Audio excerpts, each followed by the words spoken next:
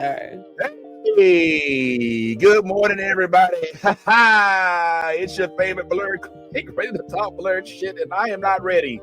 I'm just keeping it real. I'm not ready. I have to start the show because time. We're obligated. I think. You know what? I don't even think that's a thing anymore. But either way, I want to make sure we get everything up and running. So, how art thou? What's going on with y'all in the chat? We got a few things to discuss today. Well, as you all know, Running Man did pop off last week. So some of my friends may have seen that. Let's give some more pointers on that. And as you see, what's running on your screen right now is a little clip from a show called the Mighty Nein, which did drop this week on Amazon Prime. And like I said before, if you are a fan of the Vox Machina series, then this is going to be right up your alley, folk. And guess what? We had had the opportunity to interview some of these folks from the Mighty Nein show. And if you're lucky, you can stick around and we'll even share this moment with y'all so you can kind of evaluate me and tell me whether or not I did a good job or not. Of course, how you doing? Like I said, my name is the real Vince Taylor. Yes, thank you. You're welcome. Thank you. And I am joined by none other than the illustrious, the ever so intelligent and beautiful Lady Mandalore herself. What's going on, lady? Good morning, everybody. How are y'all doing out there? Happy Saturday, happy Food Turkey Week, whatever y'all celebrate. And hi. It's good to see you real quick. It's the new Blerd Order. Let me go ahead and give the intro because I pay money for it, so I'm going to go ahead and use it. Let's go. This is Thugnificent telling everybody to tune in to new Blerd Order, my nigga. The best podcast on the planet Earth, nigga.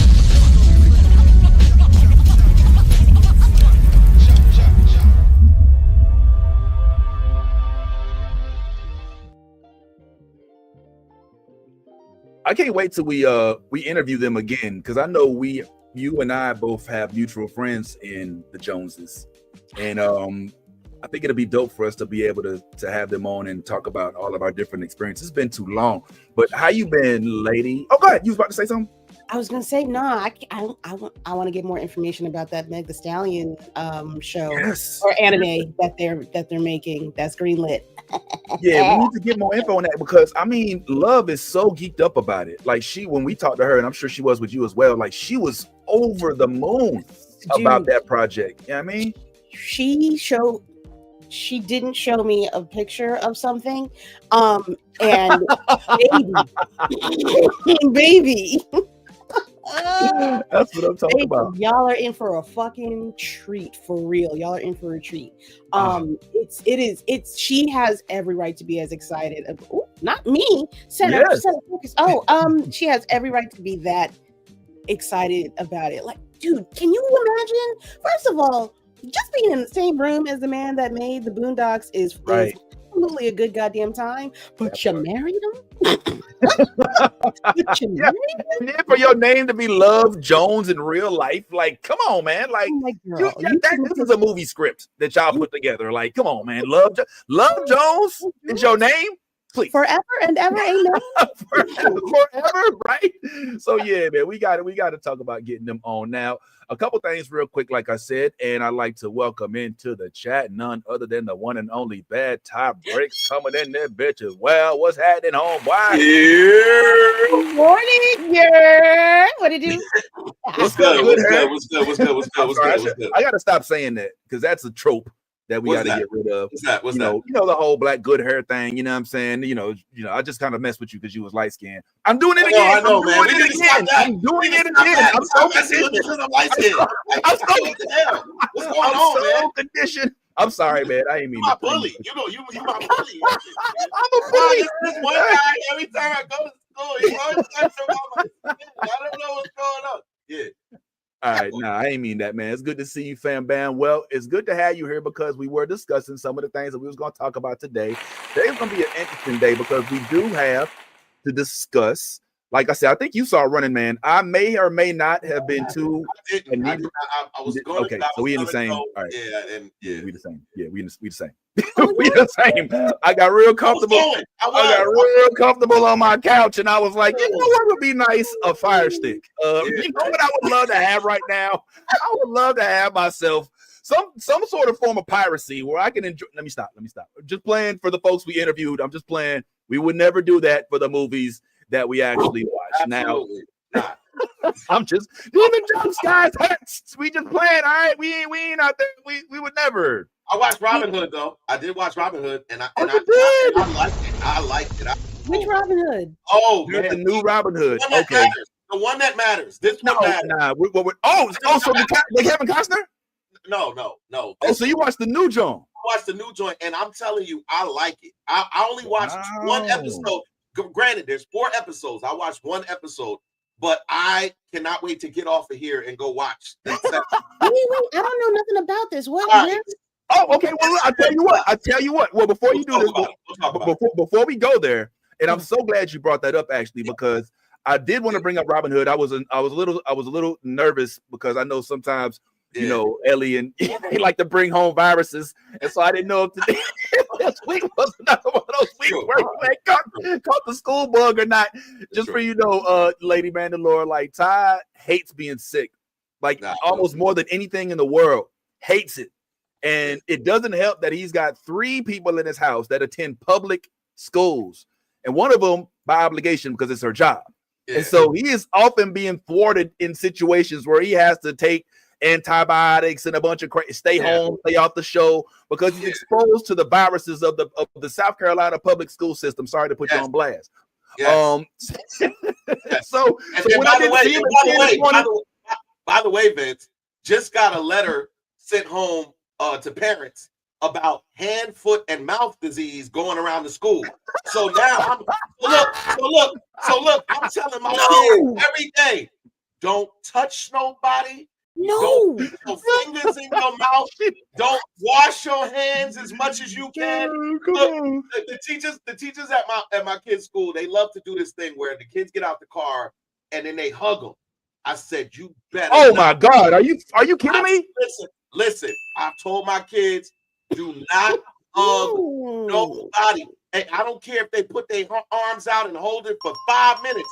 You put your hand up and you dap them. That's what we do. We dap.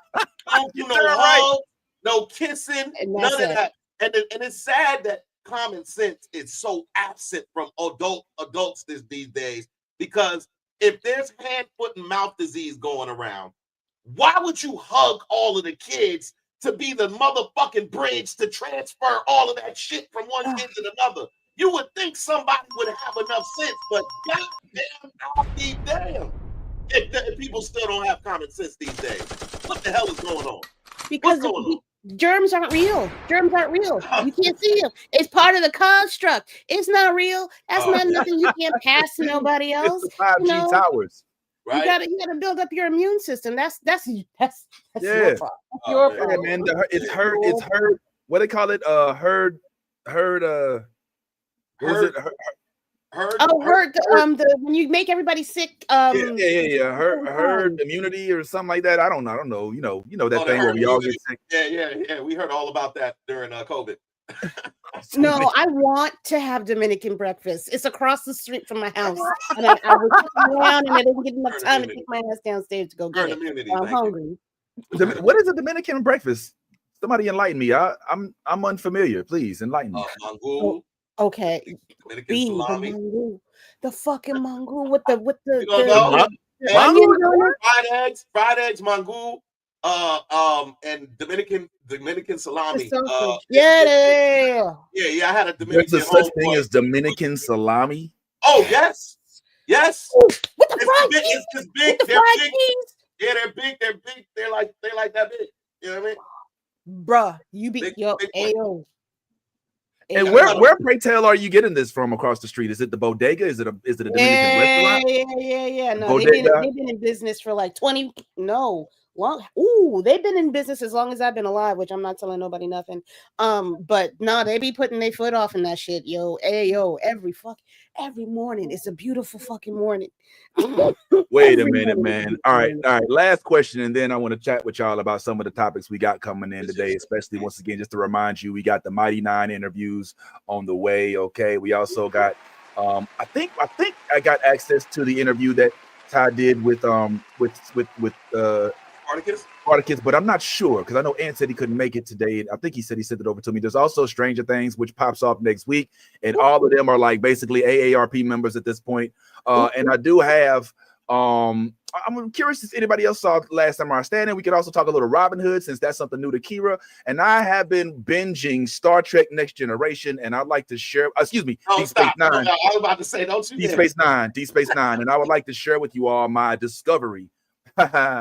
Word of what I've learned with that regard. But once again, just to kind of go back, so do you go to a Dominican bodega, or is it a bodega with some folks from Morocco that happen to know? No,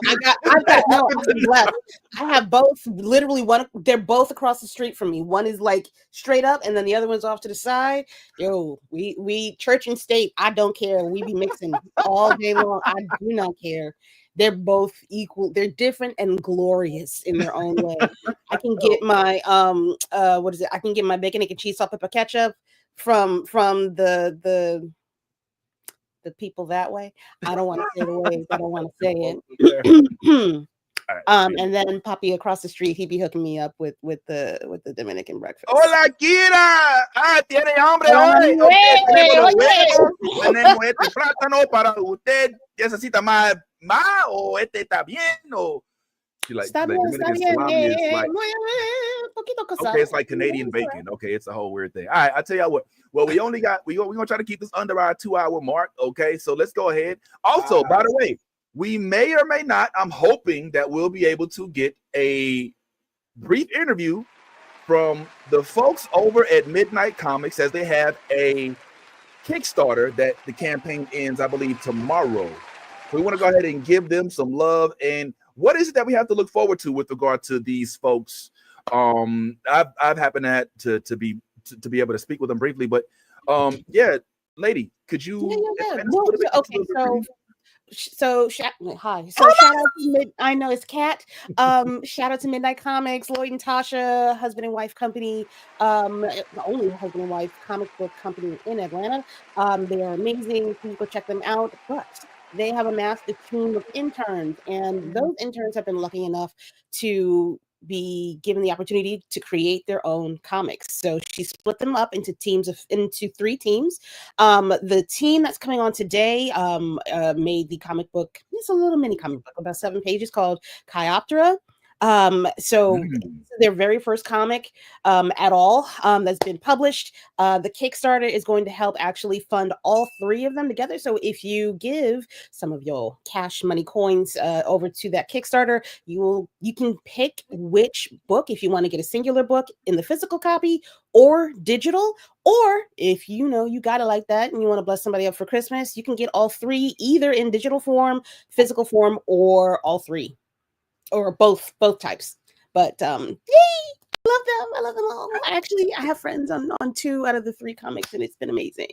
Oh, okay. And today we're speaking with the folks who, I believe this is the actual Kickstarter right here. So there's 3 different stories, right? That they're going to be. Do I have this right? There's 3 stories from 3 different teams, and we get to meet one of them today, right? The team on that middle book is the Chioptera team. Yes.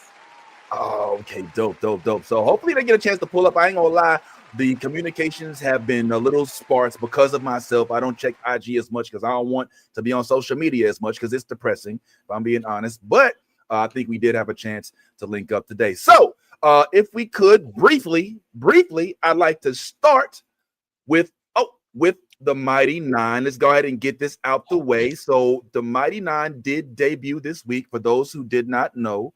And in the Mighty Nein, we have another merry band of bandits. I don't want to give it all away, which is a problem for me because I know I can easily give things away accidentally. but I'm assuming probably nobody else on the panel has had an opportunity to watch it yet, right? I mean, and I'm not holding that against you. I'm not holding it against you. It's not like I'm like, yo, what the hell? I'm just want to make sure I don't start talking about it and y'all like, I have no idea what you're talking about. I got to see episode 1. And I got to see episode 1, and I am intrigued. I thought it was going to be like a prequel or a sequel or whatever to the Vox Machina series. Pleasantly surprised that it's a standalone. I'm enjoying myself. It is fun. Okay, nice. Did you get a chance to check out any of it, Ty? Nah, it's all good. Oh, cool. My bad. I'll be trying to like ask, man. Damn. Like he asked the question and answered for me at the same time. You know, I was like, yes, I watched it. I think I'm like 4 episodes deep. So I got to see the first episode. Unlike Kira, the first episode didn't do it for me. It had to like kind of like start growing on me. So episode 2 and 3, I was sold. I was like, all right, cool. Yeah, like Kira, you've yet to even scratch the surface of what goes on. Yeah. Yes. Good. Yay. I can't wait to watch the rest of it. I gotta sneak in the over on that side and watch some things. Right. What have you gathered so far, real quick? And like I said, don't go nowhere, guys. We just gonna talk about this briefly. I know everybody ain't talked about this, but I just want to show this, and then I want to talk about the aging folks of Stranger Things and how this may or may not work. And did they take this too far? In terms of like making it so that we got the same characters until they all turn into legal age of alcohol purchase. Young adults. Whatever. It just looks a little weird. But what are your takeaways, real quick, guys? What are your favorite characters, if any? What moments did you remember? Just tell me, just what's up. Oh, I don't know. I don't know anybody. I don't know everybody's name. I'm not gonna hold you. I only seen the 1 episode, and it's a lot for me. It's a lot of characters at once. But I am intrigued with how with the setup for the rest of the premise of the show. Oh, don't put me up on blast. I'm trying to remember everything. It's been like 2 weeks since I saw the first episode. I'm so mad you know me so well. Literally. Put me on blast. Don't put me on blast. I can't talk very long. Shit. I'm trying to remember. You know what? Ty, help.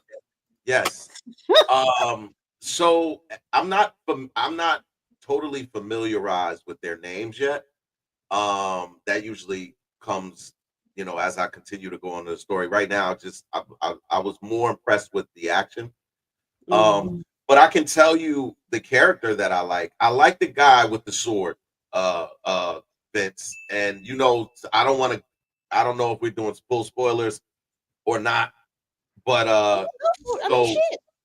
you haven't watched the whole series, right? Well, they didn't all drop. I'm 4 episodes deep, and I think only 2 dropped. Am I right? I think 6. Oh, right. 6 episodes dropped. Did they? Isn't it the whole series? Are you sure about that? I thought it was 3, but all right, cool. I think it's 6, but I'm not sure. I'll keep it within the 3 that dropped. So the guy who has the sword the guy that you just showed in the clip with the white and black salt and pepper. Oh yeah. My man has a sword that can do anything. Oh, that in itself is basically, his sword is in comparison would be a lantern ring. That's okay. Wow, I didn't think of it like that. Let me go download the rest of these goddamn episodes. Hold on. Yeah, that's what I would compare his sword to a lantern ring. Yes. Okay, you like him? All right. Look, off the strength of 1 episode. Look, I know. Look, I know Ball B. I be knowing.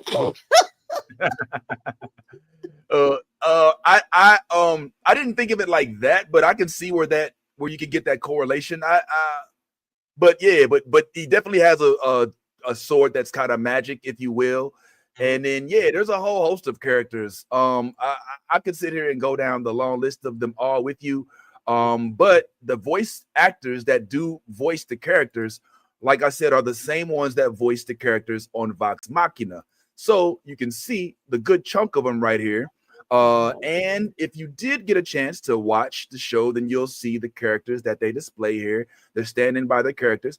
This one in particular, I just wanted to show this one because this is actually, if anybody recognizes, if you're a fan of Growing Pains back in the day, this is actually Ashley Johnson. Ashley Johnson, who was the younger sister in Growing Pains, is a member of the voice actor staff for Vox Machina and for the Mighty Nein. Now, I mean, not a big deal. I mean, half of us have even seen Growing Pains, and if you did see it, then you're showing your age. And I definitely am, and I'm proud of it. Shoot, I'm here. Hey, what was the man? Kirk what? Cameron? Kirk Cameron? Yeah, Kirk Cameron. Yeah, Kirk Cameron from Left Behind. Yeah, he used to freak me out. I used to watch all his movies at church. You know, I don't want to get left behind either, Kirk. You know what I'm saying? All right, let me go there. But yeah, bring that up. That's a great book. Yeah, my bad. Sorry, that's how I remember. So those who don't know about Left Behind, that is a wonderful book series that I read. You know, in my spare time when I had time. I don't know if you read the books, Vince. You probably just saw the book. Oh my gosh. Yeah, I don't need to. I read the book of Revelations. Well, yeah. Let me stop. Yeah. But yeah, it goes there. All right. You know what? Definitely. Got weird. Definitely. Got a little weird. Got a little weird. All right. So, but anyway, so these are the characters that they play. You'll see these characters if you do watch the show. One thing I will tell you in advance is that if you watch Vox Machina literally comes out the gate with humor. Right, it's hella funny. It's one of the things like you couldn't even tell whether or not it was like a comedy show or an action show. They blended those so well. But I'm gonna keep it real with you. Mighty Nein's a little different. It doesn't start off with as much humor, and it also doesn't start off with the merry band of bandits that already are familiar with each other. So you kind of have to go through the origin story of this group, and that was one of the things that I was eager to speak with them about. So if you all would indulge me, I did get a chance to actually talk to some of the crew, like I said, and if it's cool with y'all, I want to go ahead and just show you a little bit of this. And I also am curious as to how well I may have did on this interview, because I ain't gonna lie, I think I might have been a little too goofy. I might have, you know what I'm saying? Nah, man, it's no such thing, man. It's no such thing. Let's go. Let's check it out. I think I might have embarrassed myself just a little bit, but let's go ahead and give it a quick gander, guys. I will stop it every now and then so we can chat on it and maybe give me some critiques and whatnot. But yeah, ladies and gentlemen, I give you my interview, I guess, with the Mighty Nein. Okay, why does it stop? Oh, there you go. Okay, all right. And there you go. Yeah. Thank you. Hey, my name is Vince Taylor, representing the movie blog. What's going on, y'all? Hello, man. Hey, love the background. Yeah. Thank you. I spent a lot of time trying to figure out the right one, so I appreciate that. That's perfect vibes. You got the right one. Great carpenter. I'm gonna bounce right on in this. First of all, love the Mighty Nein, love Vox Machina. I could take it in my veins if it was offered in needle form, but I'm gonna keep it real with y'all. This one was a little different from Vox. I'd like to get a couple things out the way real quick. And I want to start, and I hate to put y'all in order of importance because you're all like my children. I love you all equally. But I ain't gonna lie, Laura, you kind of took the show for me. Okay, I'm gonna keep it with you. All right, because one of the things I loved about Vox was the humor. And I did see the screeners, so I do have a few spoilers. Just they told me to give y'all that in advance. But I was wondering, Laura, you play Jester, all right? Yes. And Jester has the responsibility, in my opinion, of being a bit of the comic relief in this. Does that suit you well? Do you run to that opportunity? And also, my goodness, do you really take pride in being the one to bring it to the screen? In that the first thing I saw that woke me up was you slapped a goon in the face with a sex toy. You know, Jester's gonna be Jester. I think it's really funny that when I am voicing her or portraying her in the campaign, however you look at it, I don't have memory of myself. It's like I cease to exist in this body and I just become Jester. And so like, I honestly, I don't know how much of the script I actually say as I'm supposed to, because she just like takes over my body, and I hope that I get the gist of the line out when I am her. Possession. Yeah, it's just full gesture possession. I think what's great about this team and the length of these episodes is that we really have a lot of time for the little expressions outside of just what we've done with our voices. There's so many great nuanced expressions that they've given to Jester that really sell all of the little bits and pieces that we've done in the writing and with our voice work. Man, you look like you're having too much fun doing your part. So how did I do? I felt like I ain't gonna lie, like I was a little nervous about that one because I wanted to. I did research, as we all do. All right, we've all done interviews the past few weeks, and I did my research, and I couldn't help but notice that the moment her character Jester comes on the screen, the mood lightens up. Right, she's the Scanlan a little bit of this project. And so I wanted to bring it to her attention, but then I went to do my research, and like in almost all of the interviews I see that she's done online, she's always mentioning dicks, not the sporting goods store, but she's talking about, because that's her character, and she's always talking, oh, well, I don't know if I have enough dicks for the, and she's like a child, like, so it's not like it's a sexual thing, but I wanted to bring that up off rip, so that I could kind of set the tone that this is a humorous interview. I'm not here to like get you to, tell me, oh, well, in scene 3 of Act 4, it's like, nah, I'm just here to, was that too much, man? I might have. First of all, how long did they give you in terms of time? Because, like, I'm dealing with like 4 minutes, 5 minutes. Your first question in your intro was like 2.5 minutes long. So I'm like, bro, like, oh man, you know how they, right? You know how they are here, they be in your shit. Like, you got 5 minutes, 4 minutes. 2:59. Wrap it up, and then if you don't wrap it up, please wrap it up, and then cut your ass. They be like, all right, here's another you. That's a good question. That's a great like question. They told you they was cutting you off. I didn't get that. It was like, gone. You gotta check. Oh wow. Well, that's rude a little bit. But like that, oh man, nah, I don't like. Yeah, that was wrong. Well, good question. For me, what they did was I was given a 10-minute interview for 4 people on the panel at a piece. So if you do your math, then I think that's like 2.5 minutes per person, and that's the way I timed it. So you saying that it took like 2 minutes? I think you're exaggerating a little bit, but I think I got about 2 minutes as I'm sitting here literally looking at the layout. I think she literally took about 2.5 minutes, and so now I'm like, okay, next question. But to your point, yeah, I am watching, but we all know that last question we be wanting to squeeze that thing out. You know what I'm saying? So you may have noticed that Ashley isn't on this panel. She's on the next one. So let me go ahead and get through this one because we are expecting our special guest here pretty soon. But I'm glad y'all didn't. So y'all did. So far, so good. So far, so good. What we doing? How long have we been doing this? All right. Let's go ahead and keep it going. It was a blast. A real quick follow-up question for the character. Jester is not a gnome. She's a little bit of a goblin, right? Which I don't know how they grow. I'm sorry, Jester is not a goblin. I'm sorry, Jester is she has the horns and her mom. Yeah, she's like a little. So my question is, she's so youthful.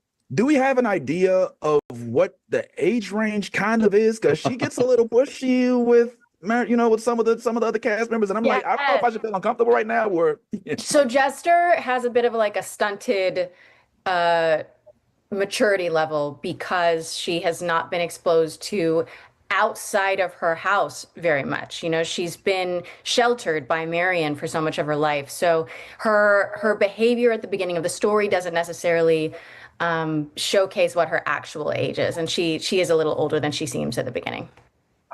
Makes a little of that Arrested Development going on. Yeah, Arrested Development. Arrested Development vibes. I love it. Well, keep doing what you do. I'd like to move a little bit to the left to Travis, if I could. And Travis as the voice of Fjord. All right. Can I just keep it real? I'm getting Western. All right. I'm getting a little bit of, you know what I'm saying? A little bit of, Mando in there. I'm just curious. Right. Like, was there any kind of Western influence that you used to channel this voice? And why is it Clint Eastwood? Oh, I love it. I mean, Clint Eastwood is one of the greats for sure. I myself am from Texas originally. And so Hey. back when we played these characters for the very first time, and I was trying to come up with a character voice for Ford, I just was like, is there a world in which a fantasy character would have a Southern drawl? Is that something that we could do? And of course, our amazing GM, Matt Mercer, was like, yeah, man, go for it. Anything goes. And in particular for Ford, I think it's a choice for him to sort of hide behind the veneer of the man that he looks up to the most, which is this captain of his, Vandrin, who has that strong, tough love exterior. And so in trying to put forth a bit more confidence, a bit more of a savvy and strong nature, he adopts this accent that his captain had as well. And let me tell you, as a native Texan, I sure do like throwing that in there just a little bit. Man, you make me want to round up some cattle right now. Let's go. Well, just as a follow-up, since I did get a chance to observe the episodes, a lot of it is still left up for debate or still kind of given an opportunity for us to kind of speculate. But I'm curious if there's any way we can narrow down Fjord and his powers. Was he selected? Is this random? Did he get chosen? Did he stumble into it? Is there any insight you can provide for us? Yeah, I think my boy Ford is just too damn handsome. Like whatever entity it is that was like, yo, fam, Mr. Face, excuse me. I need you to walk for me around. I need some water powers. We just need to be serving Face all the time. And I was like, yeah, I mean, I guess so. I'm just going to stand around here. I don't have a cowboy hat or boots, but that's the way it's going to go. The beautiful part about this show is that we tease little nuggets. And the payoffs will come down the road. But we are famous, we think, for planting seeds very early that are going to pay off down the road. So you're asking all of the right questions in more ways than one with the variety of questions that you ask. So I'll just leave it there. I'll just keep the tease going. Thank you so much. We'll talk later on the ranch. So I want to go ahead and holler at my girl, Miss Ray Marisha. How art thou, mademoiselle? Hope everything's good with you. Fabulous. Fantastic on this fine Thursday morning. I love the headphones, by the way. So I want to talk about Bo. And I know you guys have such a long stint with each other, coming through Vox, and you voiced in Keyleth as well. But specifically with regard to Bo, she's a total badass. All right, is that okay to say? Can I just say like she's a whole badass? Oh, please. I would be offended if you didn't. And I seem to notice that that's a theme with your characters in this world. Is that a part of your contract? Do you demand that you have to play a badass who can whoop ass in all of the projects that you're involved with when it comes to these projects? Look, it's not my fault. I'm fucking awesome. Okay. It just sort of happens naturally. That's queen.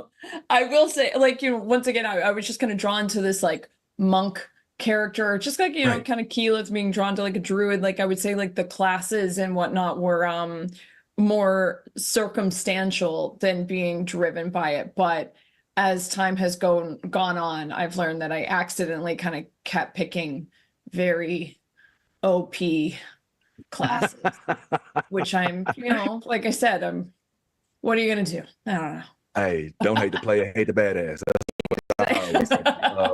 So just a quick follow-up with regard to Bo, who I frankly thought was one of the most intriguing characters, because she's one of the few that doesn't get like an extensive backstory. You kind of got to figure her out as the story goes along. Sure. So I'm just curious, like with regard to what you know about Bo and her track record, history, story, like what is it that makes her gravitate to the group so quickly? It feels like after they kind of, spend time in a cell, after being a monk and being a loner, she seems like she kind of caught feelings real quick. What do you think we can maybe attribute that to? Yeah, Bo's always kind of had for such a hard, crusty exterior, she really does have a soft inside. And I think there is kind of a recurring theme with a lot of the members of Mighty Nein, which is like loneliness. Yeah. And a lot of people are really craving that friendship and at least some sort of camaraderie. And I think in the beginning for Bo, she sees a lot of these people, quite honestly, as kind of like a means to an end. It's like a tool on her way to help. Like she's like, okay, I can utilize these people for now while we have common aligned goals. But you got to be careful with that, because the longer you spend with people, the more you just might actually end up caring for them.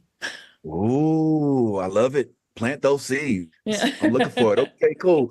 Just a couple more guys, and I'm gonna go ahead and get about your way. Now on to Taliesin, who I have to admit, I had to get some confirmation on the pronunciation. Oh, there's like 5 good ways to do it. I wouldn't worry. I wanted to be the few ones. So I was like, all right, cool. If I could, real quick, your introduction was one of my favorite in this show.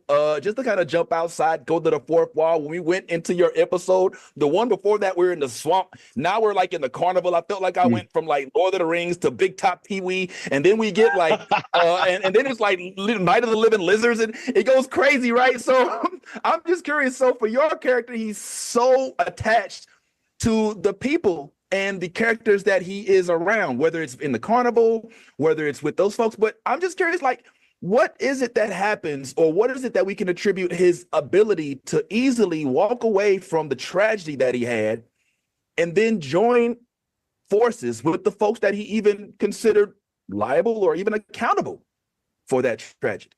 I mean, wow. So Marisha just talked about loneliness being kind of a thing that unites a lot of these people. Jester, weirdly, Jester, this is true too. Molly found a family real quick.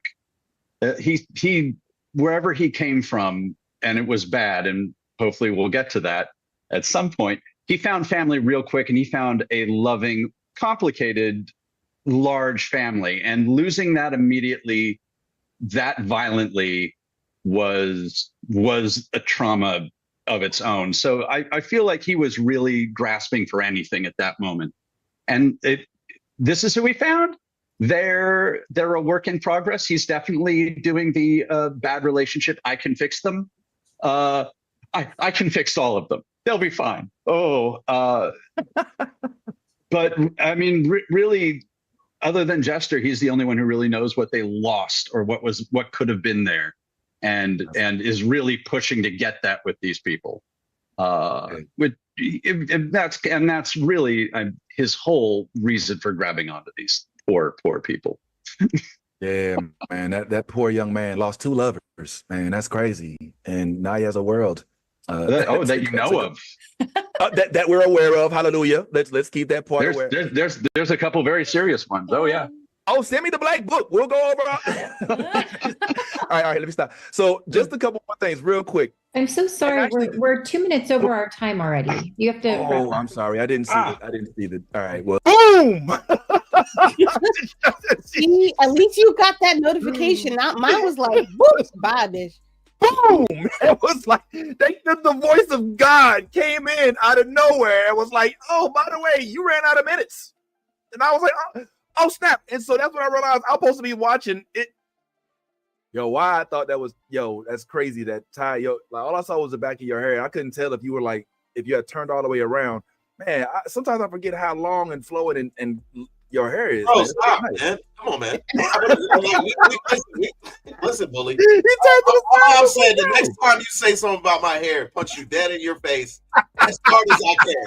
No, I'm I'm finding me a magical sword to defend myself. Listen, and it's crazy because I'm reading the comments and it is a whole hair conversation going on. Yeah, that's why I'm talking about it, because I'm seeing the hair. I love that the community is all sharing all of these these hair ideas, man. Somebody said that y'all can't suggest hair. There's always suggestions being accepted this way in terms of hair, because anyone who knows, all of y'all who in the comments have long hair knows how fucking annoying long hair is. It is like everybody thinks, oh, girl, you got long hair. That shit is annoying. That shit is hella annoying. Like, so you, like, so it's certain products that dry and stuff. I don't want to go into all that. We'll talk about that later. But anyway. All right. Well, anyway. I just want to say this about your interview. You did a phenomenal job, bro. And because I know for a fact, I'm sitting here watching our time as the interview is going on, and I know for a fact that whoever the moderator was? Moderator, yeah. Her fucking nerves. Because you was like, you did it like this. You was like, let me ask you a question. Oh, and as a follow-up question, every last person, you was follow up. So I know that when you got to the last dude, she probably hit you with the rap on this question, and you was like, on a follow-up. No. You good. We good. We fine. I'm glad you said that. So peep this. After she jumped in and said that, right? Watch how slick I do this part, right? Watch this. So then I'm sorry, guys. I was gonna one word you could use to describe your character in the character's voice if we have time for it. If not, I completely understand. A fucking good time. Yeah, all at once. One word. Fucking good time. Chaos. Penis. Cupcake. What? Just grumpy. Thank you, Vince, man. Your energy has been great, brother. Yes, thank guys, you. I really It's your appreciate you. Can't wait to see more. Take care, guys. Thank Thanks, you, man. Vince. All right, man. So I hope that was cool, Brad. So that was my first bit, but you saw what I did, right? I was like, damn, man, I ran out of time. You got one more. I understand if I not, because if you would have wound up back in the break room, you know it was a knock. Oh, I did end up back in the break room. I still had another interview after that. So I No. What I mean is, oh, you mean that they had bounced me? They bounced you. Yeah, when you cut, if you like right in the middle of a question, you be like, hold up, where am I? You was taking too long. That's what they did. Yeah. I would have deserved it too. I was in the break room when we was doing our joint, and a dude was like, a dude had got bounced, and he was in the middle of the question. He was like, oh shit. He was like, oh shit. Oh no. Dang, man, yo, that was my biggest fear. Like, I don't want to get bounced in the middle of a question, right? And then especially my biggest fear was like making them second guess whether or not we should be on the next one. You know what I'm saying? And stuff like that. So I was trying to be conscious about that, but at the same time, I was like, man, shoot, I ain't never gonna get this chance again. You know what I'm saying? Or I don't know, maybe I will, maybe I won't. Politeness goes a long way, man. I've found that. Because I go over every last one of them. I'm not gonna lie. Every last one of them I go but over. respectfully though, like, right? Like, it's not like always respectfully. Yeah. Listen, when I come in the room, like the moderator says, hi Tylene, you know, like they do up with all of y'all. They say, hi Tylene. If you could say your name and the platform which you're representing, you have 4 minutes, go. And then boom. And I always be like, thank you. You know, I'm always like, every time it's thank you so much. Like, just not like this is directed to the moderator. So at the end, when it gets close to that time and she's like, yo, wrap it up, then and then after you finish and then they say thank you, Tylene, you're like, oh, thank you so much. You know, it's always politeness. So I think that goes a little bit, and also maybe likability. You know, if you got a likable attitude and energy like you did, you were funny, you know, like you the questions were great. The cast seemed to enjoy you.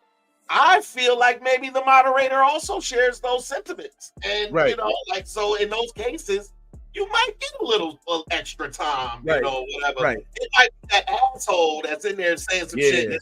Get this motherfucker out of here. And she's like, yeah, I don't like it either.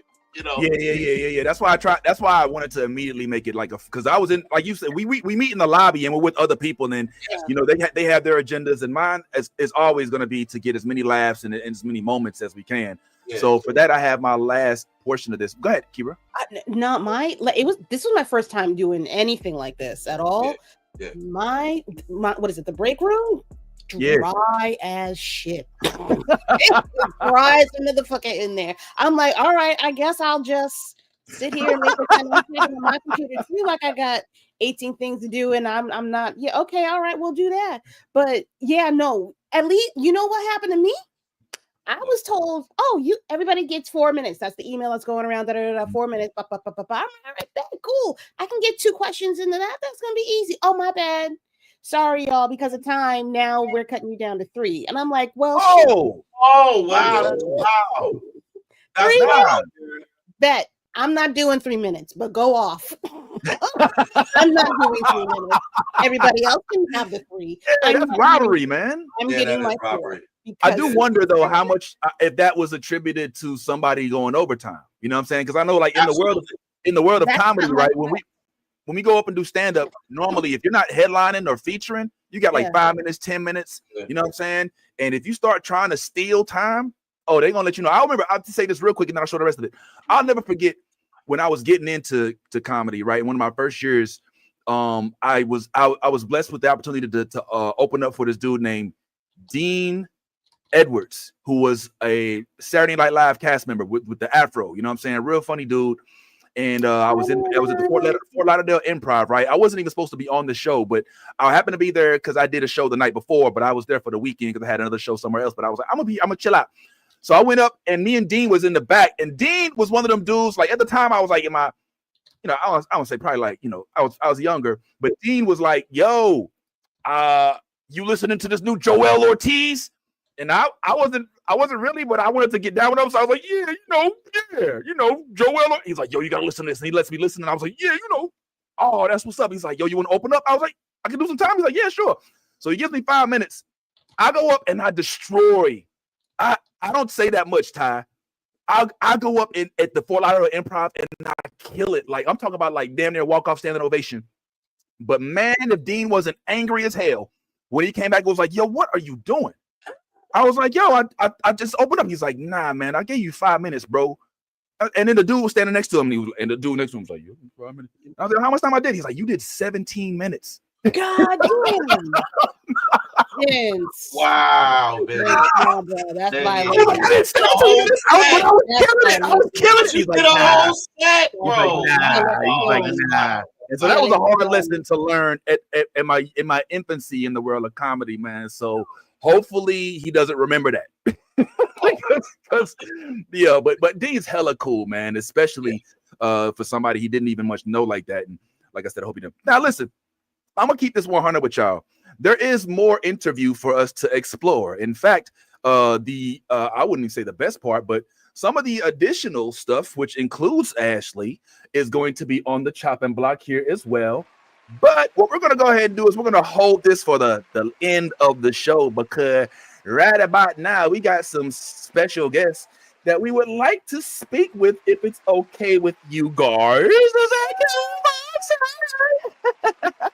So, without further ado, Kira, I ain't gonna lie, I don't want to not do Midnight Comics the justice that they deserve, because these lovely young ladies and the team have put together such dope projects. And since this Kickstarter still does have a couple more days until it's closed, would you mind just bringing them in and letting us know what we love so much about them and Kickstarter Comics, and why they should go ahead and invest in this project? Oh, please. I'm not sure who you got. So first of all, I'm pretty sure. Yeah, Mimi and Cece. Do you let me? Yay. Okay, so we have Mimi Stencils and Cece of the Kayatra comics from one of the 3 Midnight Showcase comics. You can definitely go ahead and get on that Kickstarter. You can also go over to midnightcomics.org if you want to pick up some of their the bigger comics that they have, their series over there.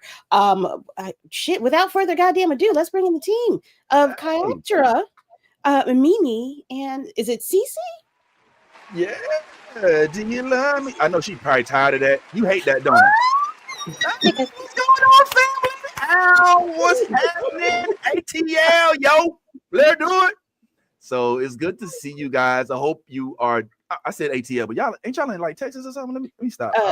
St. Louis. Texas and St. Louis. Yeah, that's St. Did you say St. Louis? Yes. Okay, because that's where I'm from. Oh, really? Wow, that is so cool. I'm from U City. Where you at? Originally Kaysville, but now I'm in Moline Acres. Okay, you doing all right. Now she got money. you doing all right out there, HMCC. Well, listen, guys, it's so nice to have you pull up, and I thank you so much for giving your time, especially since I know it was a little different with the. Oh, hold on, excuse me, Keandre. Hello. Wow, he actually on time too. I can't even. I'm about to hit him with the, hey man, and then I realized he early. My dog early. What's going on, guys? It is so dope to have y'all pull up. And I'm not gonna lie, I do have a favorite now because one of y'all is from St. Louis, so everybody else, I'm sorry about that. I'm just playing. But yeah, we won't take up too much of your time. I'm very interested in the Kickstarter projects, in these stories, in the fact that you guys are independent artists and writers and creators making projects on your own. I feel like there's not enough of this out there in the realm right now. What do you think that it'd be best to communicate with viewers, followers, folks who are unfamiliar with the project as to what it is and what they could take away from it if they invest in it? I'm gonna throw that. I'm gonna put. You know what? CC. I'm gonna give you some time to. You my homegirl, so you know what I'm saying. We cool. I'm gonna go ahead and have Mimi. You know what I'm saying. You go ahead and answer that right quick, and then we'll see if whether or not Keandre want to contribute as well. So I feel like the Kickstarter is funded, but that doesn't mean no one else can contribute. You should never have me talk. You should never have me talk. Y'all. Right. I know that's right. I'm so okay. Sorry. But I think honestly, if it goes off again, I'm muting my mic. I'm so sorry. But it went off again. It's my sign. CC, take it away, girl. Well, the Kickstarter, Midnight Comics, they had an internship, and we were in the middle of we were split into 3 teams, and we all had the prompt of a thriller. So it's to be 7 pages that we had to work with, and we all went over 7 pages, but that's okay because all of our stories drastically different from each other. Our story, Caraptera, we decided to go for a slasher kind of thing, more horror take. Into the Abyss, it's a noir, very interesting. And Latchkey, that is like a sci-fi Daredevil kind of feel. In Cryaptera specifically, my pitch for that is if Pokemon Go was real and then it went real wrong. It follows 3 kids, Evan, Star, and Darnell, who follow Evan, who's playing a game called Tight Snatch. It's very similar to Pokemon Go. He wants to catch this legendary Titan. Of course, they have to sneak out the house and go on this train, and the train stops in the middle of nowhere, and nothing goes well from that moment on. Whoa. Oh, snap. So what was your contribution? It's crazy. I was a co-writer for this story. Oh, is that something that is this where you see your life in the realm of creating comics, in the realm of writing stories like these?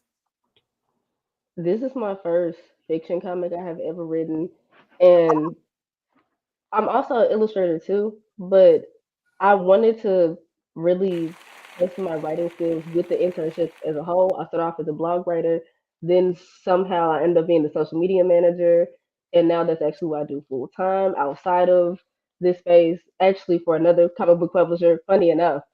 And yeah, I do want to keep writing, but I also want to get to illustration more too as time goes on. She say somehow I end up being a social media. You know what that sound like? Hey, you young one. Hey, grab the phone. Post this. All right, that's your job. All right, thank you so much. What about are you good now, Miss Mimi? I hope so, y'all. Because I know the book, the Kickstarter did well. Because clearly you were already going through renovations. You done already started building a new house. She got in the wing. Crazy. Before it was dead silent. It was dead silent, y'all. That's fine, though. That's fine. So just tell us a little bit about the project, if you don't mind. When it came to Caraptera, I would say when it came to that, I think we just wanted to take a different angle when creating it, since we had a limited amount of time and a limited amount of pages to experiment. So I don't think we wanted to drag out and have this long, gritty story that has complexities. I think we wanted something that was straight to the point, I guess easy to digest, but also maybe open to interpretation if we wanted to come back to it in the future and create more comics, maybe. So that's what we went with, because initially we went through all these different trials and errors with brainstorming about what concept we wanted to have. Initially, it went from like cult to maybe government spying on the citizens, and then we went to Pokemon Go, which honestly I think was a good route to go based off of, since Pokemon Go, or Pokemon in general, has a lot of references and like creepypastas. Like, I don't know if you guys know about the creepypastas about Lavender Town and so on and so forth. And what is it? The Pokemon Cubone. So we had a lot of material to work with. Okay. And so your task on this project is to what? I was an artist. So me and Haiku Super, she's not here, but shout out to her. We were both artists for the comic. I worked on the backgrounds and some other things, and Haiku Super worked on these lovely characters that we see. So you don't have anything to do with the writing? You do the art? We do the art. Is that hard? Is that hard to like have to depend? I mean, listen, I'm speaking directly with a comic book writer, and I'm not really sure like the trials and tribulations that go into writing a comic. What are some of the stuff? And then Keandre, I'd love to ask you. Well, my bad, dog, my bad. You're good. But I'm just curious as to like what are some of the things that, in terms of adversity, that go into the creation of a comic. I would assume that sometimes if I'm a comic book artist and I look at the slides, I'm like, you want me to draw what? I don't draw feet. You know, I mean, like, how do you did everything run smooth? How does that type of process take place? And did you face any, friendly adversity that you had to get over in the process of making these comics? I would say there were some hurdles. I think what helped with that, it was a lot of revamping of the script, because we'll have one idea and we think it's good, but then we're like, how are we going to translate that to the audience? Would that make sense? And would we get the message across if we were to write it, or not write it, sorry, draw it? So there was a lot of revamping of the script, and then a lot of just mapping out how we wanted the layout to be for the characters, the background, so we can demonstrate or showcase the atmosphere. So it was a lot. It was a lot of just communication really helped a lot. And sometimes we'll have something, we'll think it's cool. Then we have to go back and be like, actually, I don't think it could be this, but why don't we do it like this instead? So luckily we didn't have to start all the way over and restart and draw something new entirely. Right. If anything, I would say what helped is like really determining what is really necessary for the story versus what isn't, because we'll have a cool idea and a cool concept, but it'll have nothing to do with the story. It probably wouldn't add to the story. It'd be more complicated to draw. So then Haiku Super would come in and be like, no, guys, I don't think we should. Because I would typically tend to co-sign and be like, yeah, that's a great idea, because it would be a great idea, until the concept of me actually having to do my job and working and drawing came into play. And then like, horrible idea. So that's typically how it would go. Do you guys have any? So what is it like having a limitation of 7 pages? I think I've asked you this before. Because we've got books that be thick as shit on here.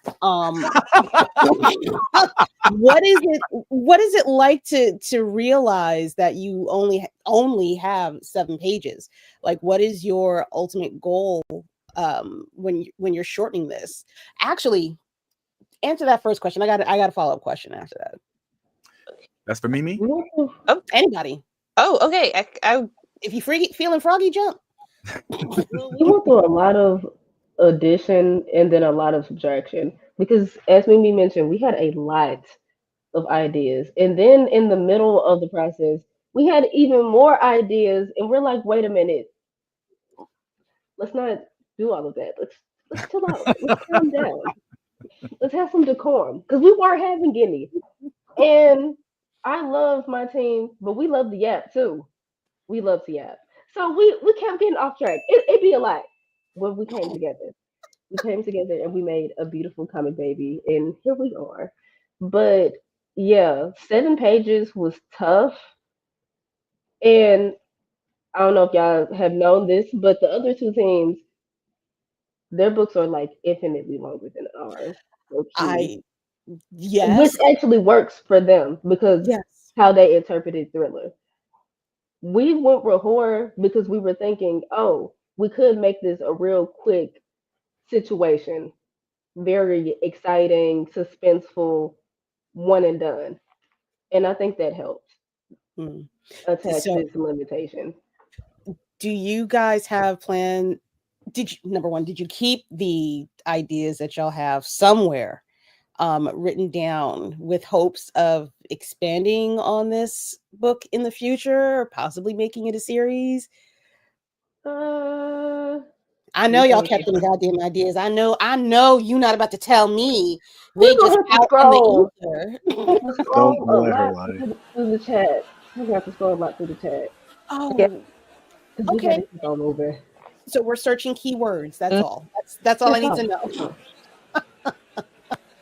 I really hope that y'all continue to work together and build on this because it's all of the stories have so much potential to be something bigger, and I would love this is my life dream goal. I need independent comics to take over Marvel and DC because baby, I need new fresh ideas, and y'all are definitely a bunch of faces to look towards.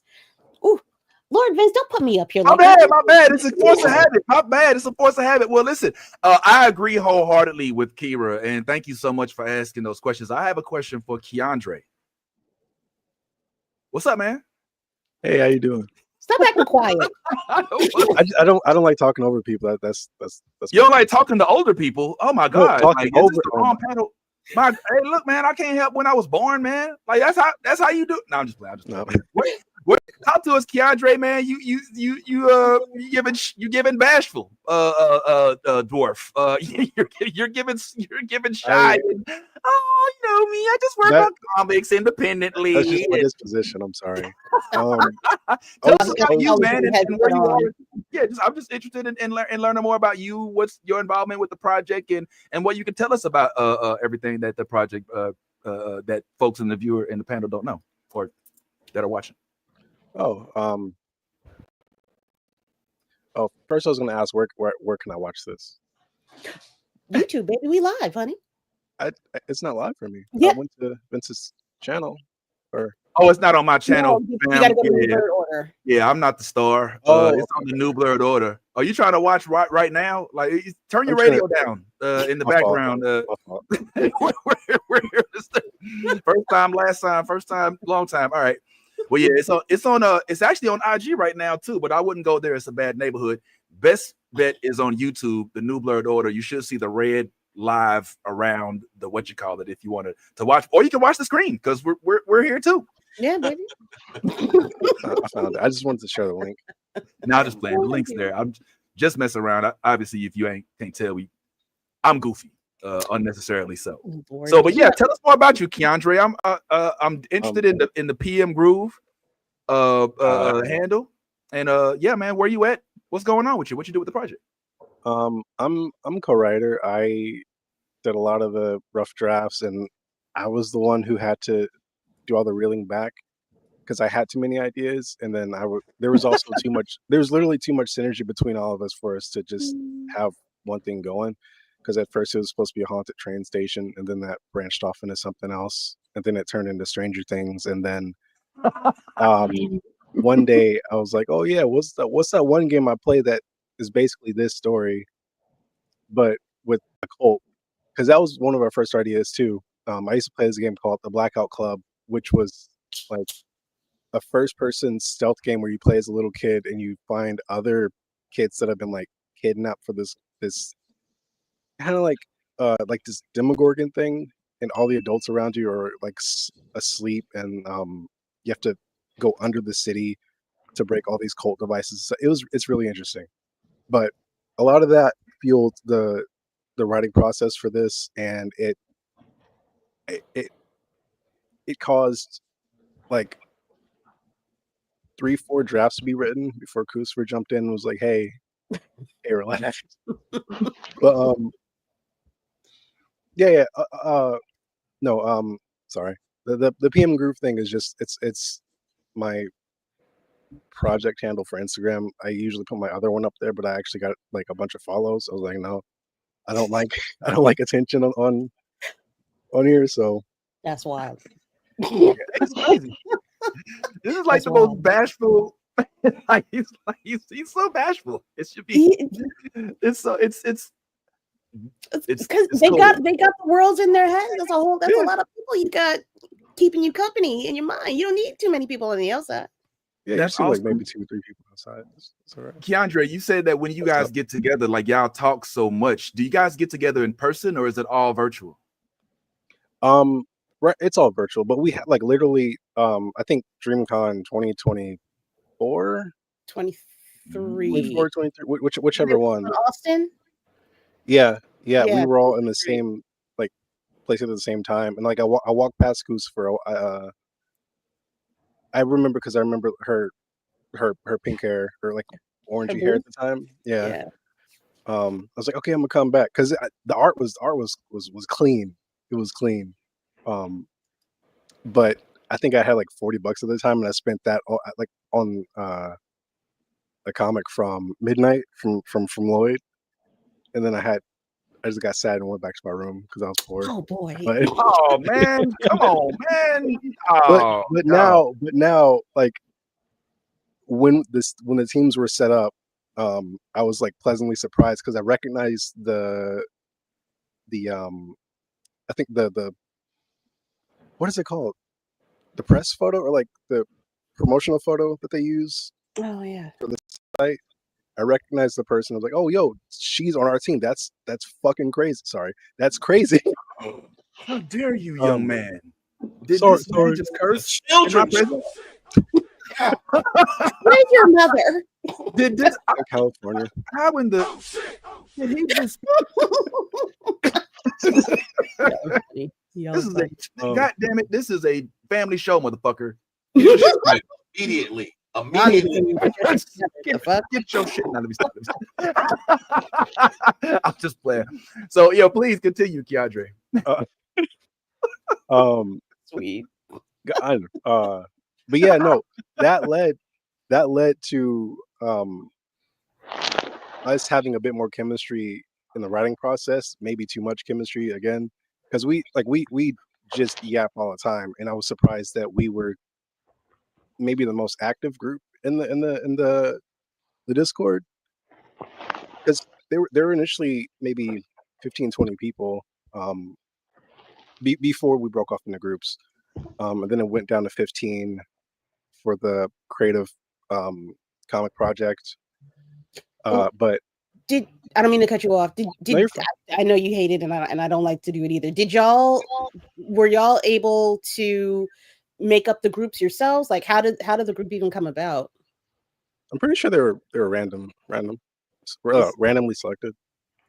So the universe just put y'all together. That see, see, look, synergy. I love it. I love it when a plan comes together, even when it's accidentally on purpose.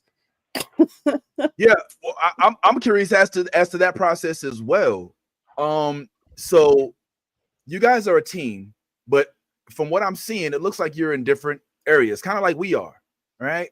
Yeah. So do you all apply to be? Are you selected? Is it a hookup? Midnight Comics, I gotta give them props because they've done such a good job of self-creating this entity and putting it into a sphere in which it can, for lack of a better term, metastasize into the independent bloodstream of Blerds, right? And as I'm watching that happen, I'm like, well, how do you gather the minds? How do you know to put the right mind? It's like a Rubik's Cube, right? Like I'm hearing from Cece, she's an artist and somehow she's social media.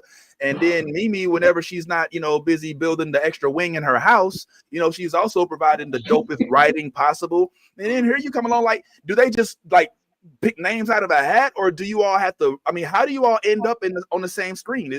I'm just curious about that process. And also, could you kind of like narrow down which of these projects, because I see 3 of them, which are the ones that you all worked on the most and the ones that you look forward to people reading the most? We look forward to reading ours. Hello. Yeah, I'm biased. I'm not gonna even hold you. I'm biased. Yeah, Oh, that was loaded. That was loaded. that was very loaded. Did we just uncover a little bit of drama in there somewhere? No. I was gonna say I think it had to do with what we all signed up for when we initially emailed them about the internships, because there was an ad in the newsletter after they came back from this Fiverr event, and then I remember meeting Lloyd in DreamCon 2024 asking about it, but then they had they had freshly closed they just passed the deadline.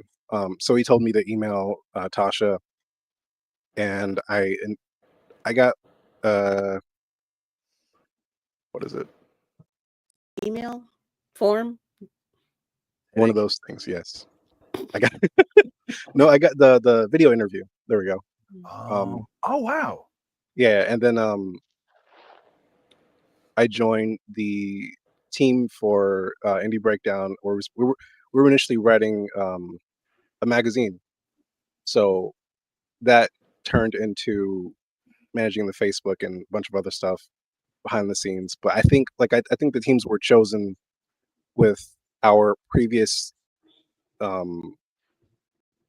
interests in mind, or like an interest in position in mind. So I'm surprised it worked out, because I know egos can get involved, and it didn't happen here. It yeah, it's like working with 5 Anthony Mackies in one room. Nothing but unserious behavior. Yo, come on, man. That's how. I don't know if that's a compliment or not. It depends on how you feel about Anthony Mackie, right? Like, some people on this panel ain't necessarily too fond of Anthony Mackie. Hey, watch out! Watch out! I'm just saying, that's gotta be looked at through certain lenses. Okay. All right, that's cool. Right. Thanks for the heads up. I don't want to cut anybody else off. Did anybody else have anything? Because I do have a follow-up question, and then I won't keep y'all forever, even though I would love to have y'all back on at an extended period, but I know today was a little bit sporadic. But yeah, Mimi, CC, any feelings on that same question? I'll make it quick because I don't know when they're going to come back. Okay. But they had a link in their bio, and my friend essentially told me I should apply because I didn't have anything to do at the time because I was fresh out of college. So I applied, and I was waiting to hear back from them. And it's still around the same time as DreamCon 2024. So they got afterwards. They had an interview, I want to say via Google invite, still through the camera. And it was very intimidating, but they were very lovely people. So that's essentially how it happened. And when you apply, you filled out a Google form on what role you wanted to essentially, or what position you wanted to do and contribute in Midnight Comics. Wow. I hope that helped. Yo, that's crazy. You said that the interview was tough? It wasn't tough. It was just tough for me because they're such great artists, and look at all the stuff that they've created, and they're just, it's intimidating. Really? Well, I'm just curious, like, could you delve a little bit into what makes it intimidating? Because the reason I'm asking is because I'm feeling like if I was chosen to do what I love, right? Which it sounds like this, I mean, this isn't the type of project that you, oh, fine, mom, I'll go draw for the comic books. Like, this has got to be a passion project, I'm assuming, like, especially coming right out of the project, out of college. So when you get an opportunity to do what you more than likely love, I'm just curious as to what would intimidate you from somebody who also probably has those same feelings across the table from you or across the screen. It was intimidating more so because of the fact when I see someone with like a lot of talent and it's like, dang, I want to be like them. It's intimidating for me because I can see I can tell how much they've put in so much work in the progression. Like, it takes time and effort. So to see them and they're like, so why should we choose you? And I'm like, ooh. They weren't like that. They weren't like that.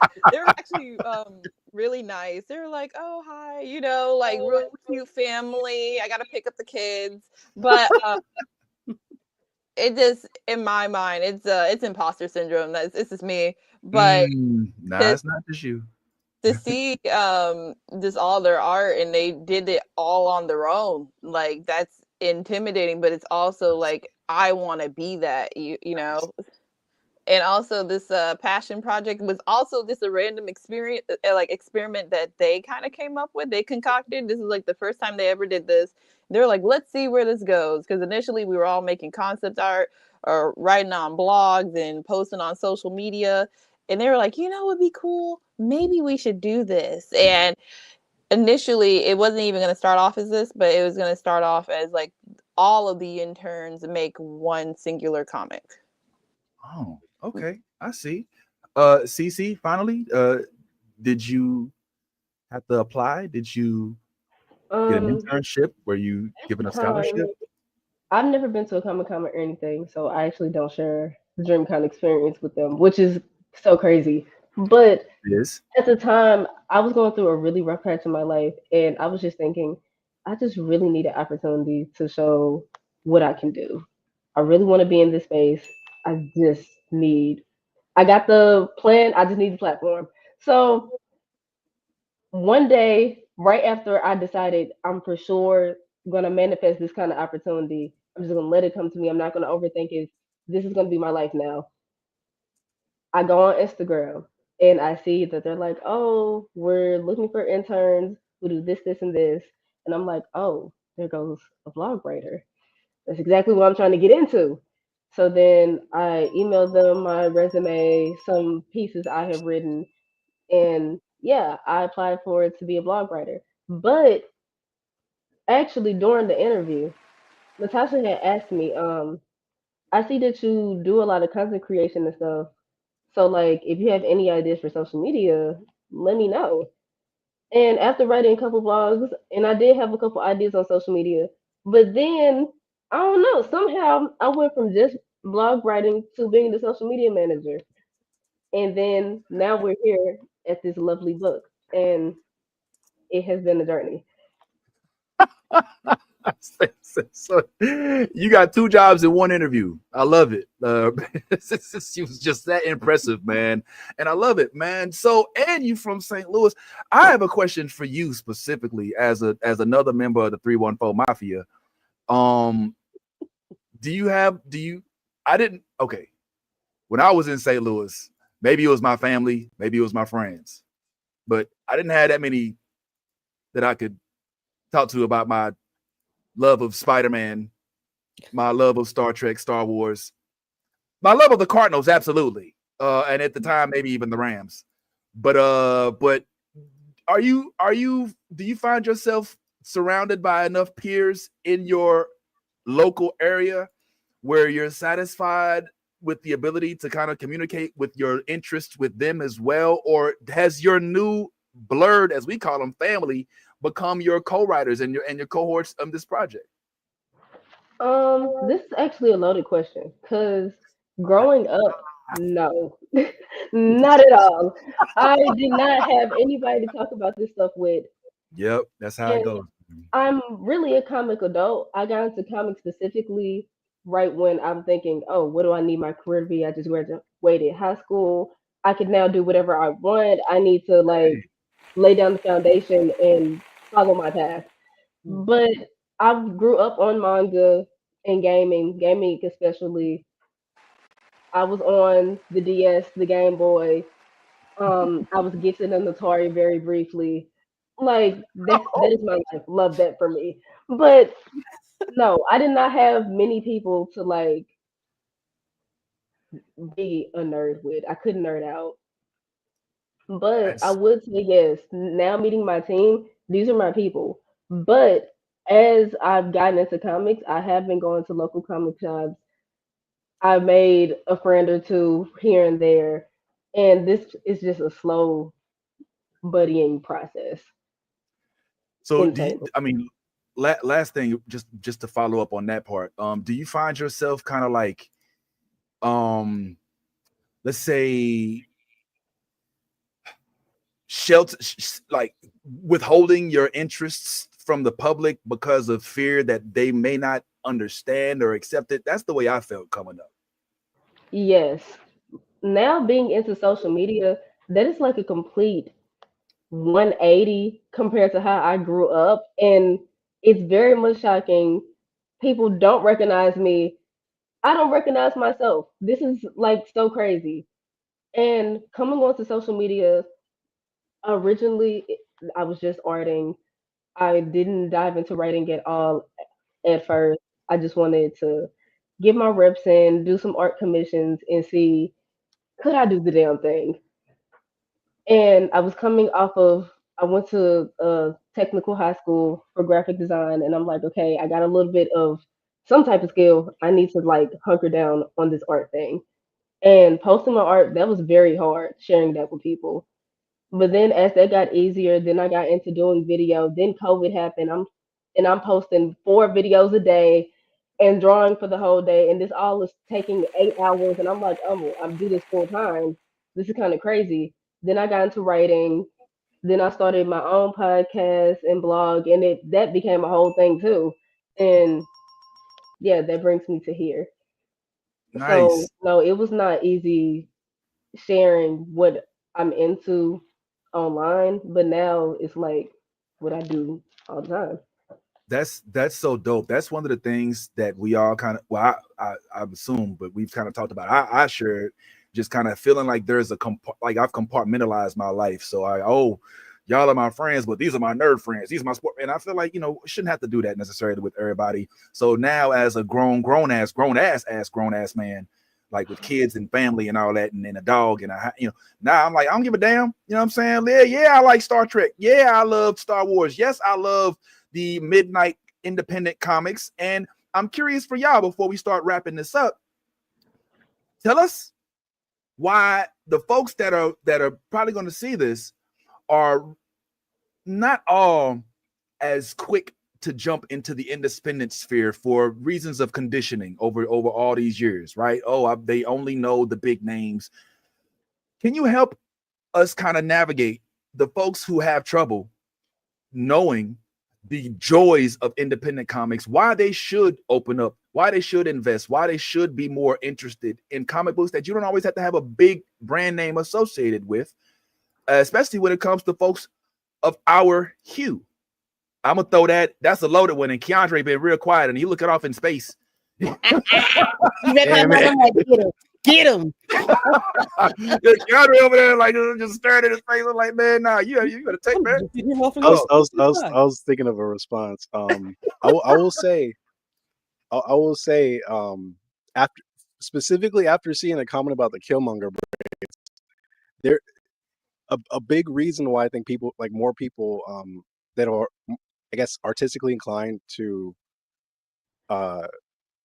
branch out in the middle of the day, like during work, and just sketch something they like, or just do fan art of stuff they like. No one's gonna represent you like you can. That I used to have the Killmonger hair before that movie, and then I cut my hair and regrew it. It was like I hate my hair now. Yeah. It was like I know that's dope. It's not that bad. Hey, go ahead and take the headphones, rock it right quick. I'm just playing. You guys. That's dope though, but that joke did go hard though. Nah, eat the joke. My name is Killmonger. Is this okay? Killmonger the one time in the movie is cool, but seeing him in video games, TV, I've been waiting for this all my life. There's more than one haircut. I trained in Afghanistan. You remember when Killmonger took off his shirt? He was like, "No, Yuri, no!" Yeah, man, it was. Yeah, sorry, I'm all hopped up on Mountain Dew this morning. But yeah. I feel you, man. I feel you. Talk to us about. What was I don't know what I was gonna say in that. I'm sorry. I probably stole something uplifting. Some shine. What about Mimi Chiroptera? Kyoptra. That's what I was, bro. Obviously. That's what I was Yeah, teaching. Yeah. That's what we like to see. All right. Kyoptra, thank you. Will we see a live action? What do you want to see of this project? I would love for this to go further than it is. A live action ever. Never. It's too. Yo, are you? What? Now, wait a minute. Why would you? Now, ma'am. I know how I feel about live actions personally. Okay. If you want to name, I personally, unpopular opinion, maybe it's not too unpopular. The Minecraft movie should have been fully animated. Okay, now wait. That's valid. Yo, shots fired. Like what? Like why Minecraft taking strays, yo? Minecraft felt like a fever dream, and that's I feel like depending on how live action is done, I think it can be very masterful, it can be very beautiful, but a lot of times when live action is being done, it is very money hungry, cash grab. They don't put a lot of effort and love into the project, and I see that a lot in animation, and that's where they differ. Oh wow. Is that news to y'all? Did y'all just learn that you don't did y'all just learn that you don't even want your project to go to the screen? Because I've seen everybody else's reaction. It was like that brought me back to it was like this is news to me, but I would like to see this book maybe animated, like a cool animated short, maybe there we go. Okay. Death and Robot style. Oh my god, yes. That's what I want. Oh wow. Oh well, wait, say more. Just a short little animated, maybe a good little 45 an hour long. Yeah, I think seeing these kids animated would be so cool. And let me withdraw let me take the step back, because that's actually kind of what I meant. I know I said live action, but what I meant was a project that involved like a production outside of the literary form. That's all I really meant. I mean, I could do I would see a Broadway play. Okay. I guess that was a little too technical, but yeah. No, you were right. I asked the wrong question. That's my apology. I can get behind that. I thought you meant live action with the people acting. I said, That's what I say. I would like to delve deeper into that, into where that comes from, because it sounds like you've been scorned before. Like you was like, not the way they did Last Airbender, not me. Nah, I ain't gonna let them. So I can dig it. Well, listen, I don't know how much time you guys have, but now that we have learned about your project, I'm interested in your nerd journeys. Like before you all, please, yes, sir, Keandre. I wanted to go back on that question about like not so live action. Oh, but please. Sorry. In response to like the whole Death and Robots thing, Mimi, I think now is the perfect time, and like we're literally in the best age for animation after seeing what Sony has done with K-pop Demon Hunters and both the Miles Morales movies, and harping on or like piggybacking off of the Hulu Predator, the animated series, and Blue Eyed Samurai, baby, Killer. There's so much innovation right now. Like all the AI nonsense aside, there's so many opportunities for reaching out and getting someone who has been in that field, who can maybe animate a pilot or just have instructions or tips on storyboarding and what programs to use. That it would be probably like not easy, but it would cut off a lot more, like a ton of time, as opposed to doing it yourself and going through Blender and Maya and spending a year on a YouTube playlist training yourself, and having someone who's already experienced, like who has seen like the Kickstarter, maybe someone black. I don't know the roster of the Sony team, but I'm hoping there's some of us on there. So having one of us come in, like, hey, I see what y'all are doing. I heard that y'all want to do this. I heard it from this podcast. How can I help? Yeah. I like it's the perfect time for that, especially with social media being so extensive in everything that we do. Um, Also, it'd be better because you don't have Marvel overseeing, or not Disney. not Marvel, but like Disney. Yeah, Disney, like overseeing what politics you put into your movie and what um, views you're trying to express about the current state of the world, whatever. Yeah. There's freedom. There's freedom if you're able to do it and write it yourself.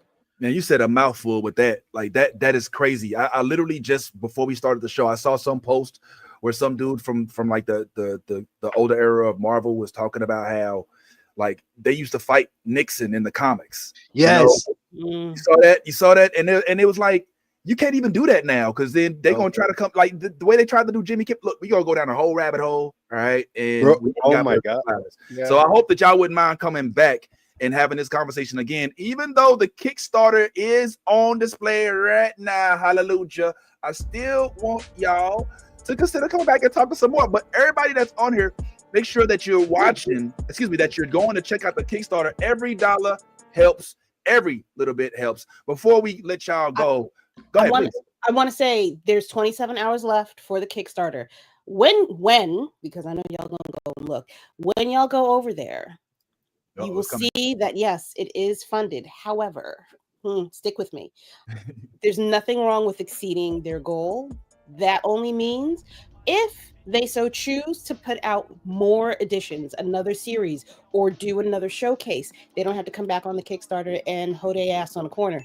So that's a good way. Hold up. Okay. So if you help put them out there, clearly these kids, I don't mean to call y'all kids, but you know what I mean. They have talent, they have potential, they have professionalism in order to continue these types of books and stories. And this is the best way to help get them funded and supported. Make it rain, dollar bill, y'all. Amen. Hey, yo, comics rule everything around me. So yeah, definitely I will be contributing. And I'm gonna put my name on there because I ain't an anonymous. I like to get my credit. I like, well, hey, Brad, thanks, man. Anonymous, whatever, man. This money came from me. All right, I want my percent. But yeah, just before we let y'all go, I'm curious about.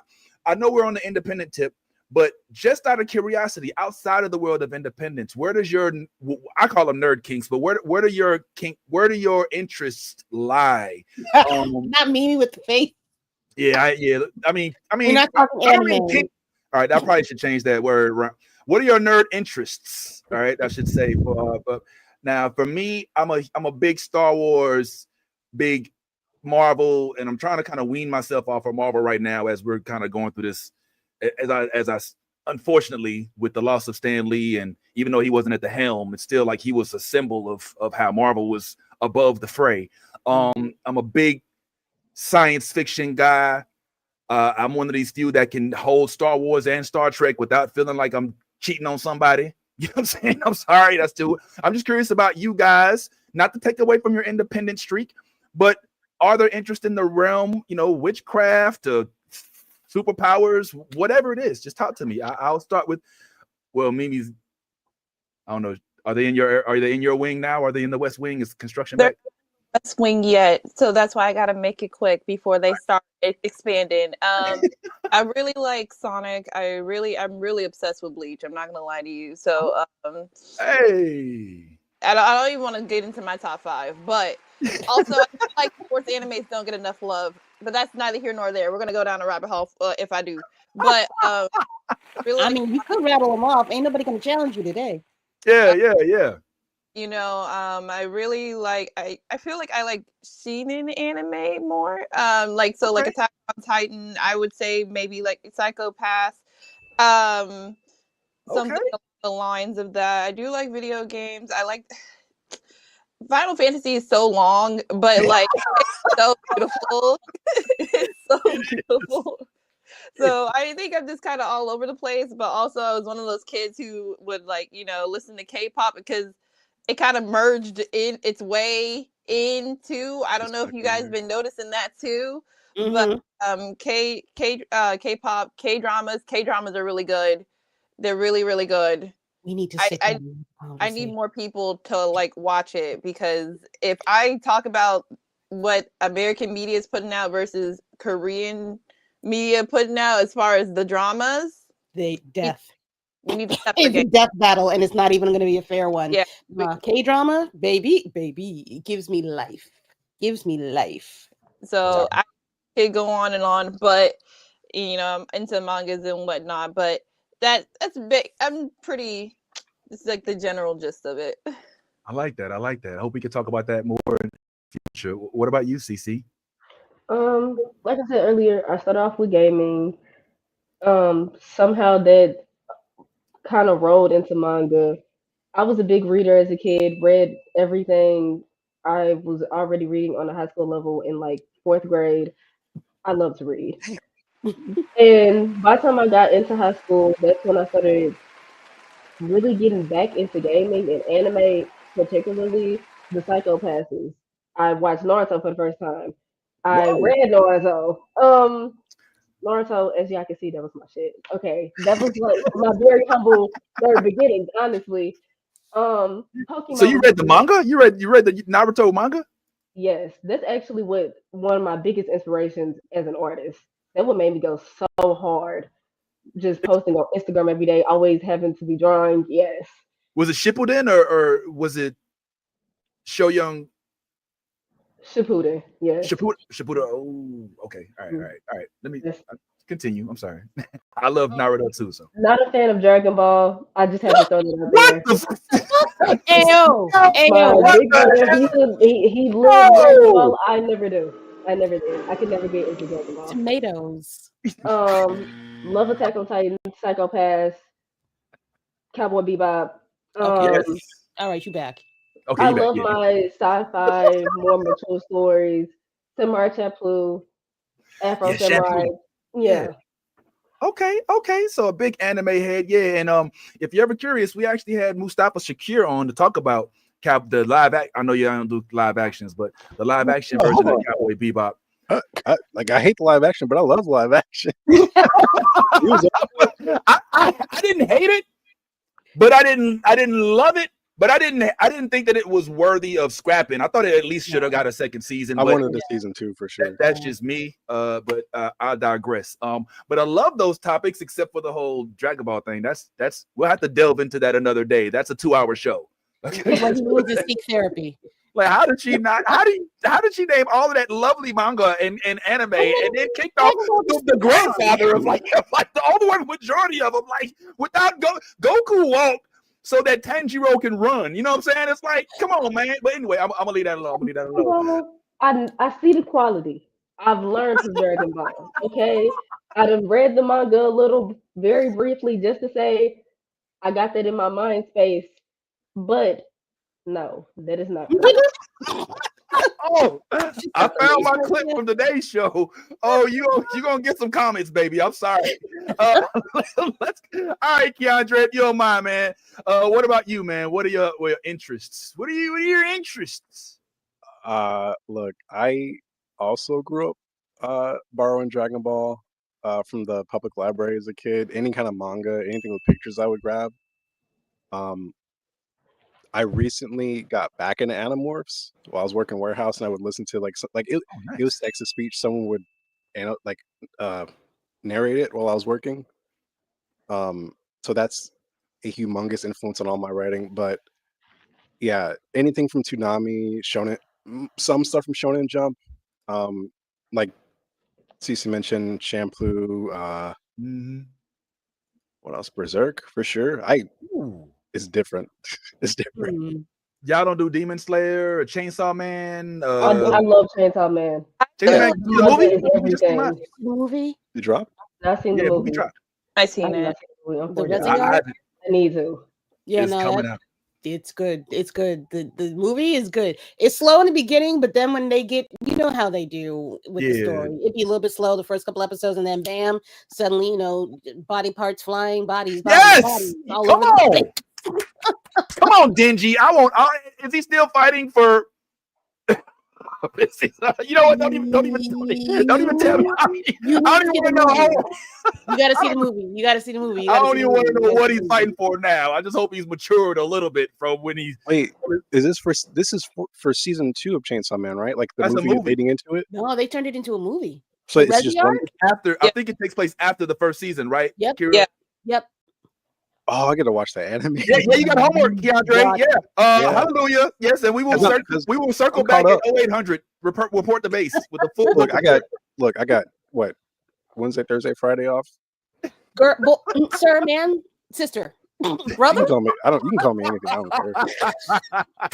You gotta go. Look, I'm gonna tell y'all what, man. I hope that y'all would not be opposed to coming back on. We were running down on time, so we're gonna go ahead and wrap this particular session. But on the way out, could y'all tell everybody where to find Mimi before they come back? Where can we find the Kickstarter so we can go ahead and donate immediately? So you can go on Midnight Comics. You can go on their Instagram. I'm pretty sure they have the link in the bio. But you can also go on my Instagram and Haikusipers and everybody's Instagram. The link is in the bio. Support Karatera. Support us. Support Black people. Support independent Black comics, artists, writers, in all projects as best you can. Thank y'all so much for pulling up. I will release you to the wild, but I hope this ain't the last time we get to chat. We might even speak with y'all individually, St. Louis. And Keandre, you ain't never tell us where you from. Where you at, man? What area code you in? What state you in? Oh, I'm in Kentucky right now. I'm Cali. Oh shit! Okay, well, we definitely got to break y'all apart and pick y'all brains at some point. So check your inboxes, because we're gonna definitely, if you don't mind, we'd love to get y'all back on here. But I will release y'all to the wild again. Thank you so much for pulling up. Y'all make sure y'all give them the support that they deserve, as it's not easy to pull off projects like this, man. And so you got to make sure that when folks are able to do it, not only do it, but do it well and do it looking like us, that they can definitely get the support they deserve from people like us who support projects like this. Kira, thank you so much for bringing this to our attention so that we can give them the shine that they deserve, man. And so I'm gonna go ahead and put my money in there right after I get off here, and I'm gonna check this out as well.